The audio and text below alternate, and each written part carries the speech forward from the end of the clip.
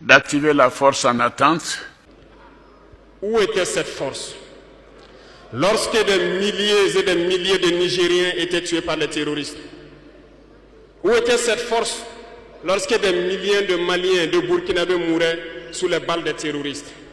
La Côte d'Ivoire fournira un bataillon et a pris toutes les dispositions financières pour l'opération.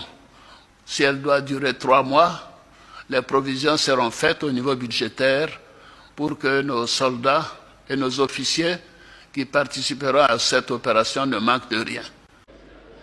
Croyez-vous que ce sont des femmelettes qui sont au Niger? Il y a des combattants là-bas. L'armée nigérienne est guerrière.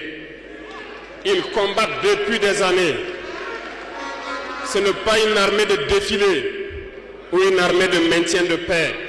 Le Nigeria ou la Côte d'Ivoire ou le Bénin, ces 3 pays déjà ont indiqué leur capacité de participer à cette opération.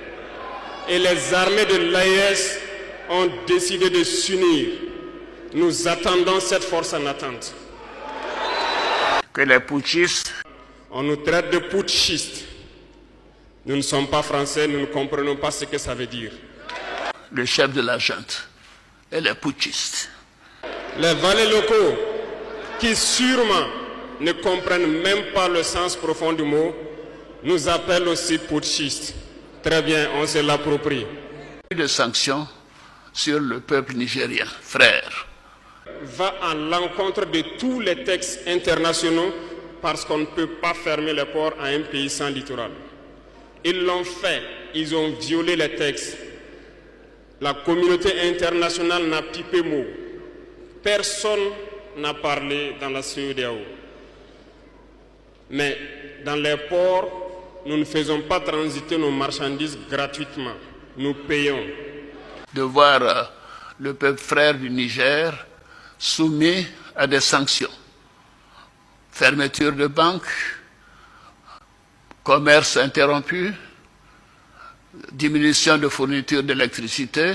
Il faut que ces soi-disant démocrates le comprennent. Lorsque des milliers de Nigériens sont morts sur leur lit d'hôpital par manque d'électricité ou par manque de médicaments, c'est du crime. Ils sont responsables de ces sanctions, ils sont responsables de ces morts. La même chose se passe au Mali. Avec le Burkina, nous avons des sanctions indirectes. Parce qu'il faut que les gens comprennent. Lorsqu'ils prennent leurs consignes de l'autre côté, ils viennent, ils font tout pour l'appliquer. C'est honteux. Fermeture de banques. C'est du crime. Commerce interrompu. C'est du crime. Diminution de fourniture d'électricité. C'est du crime.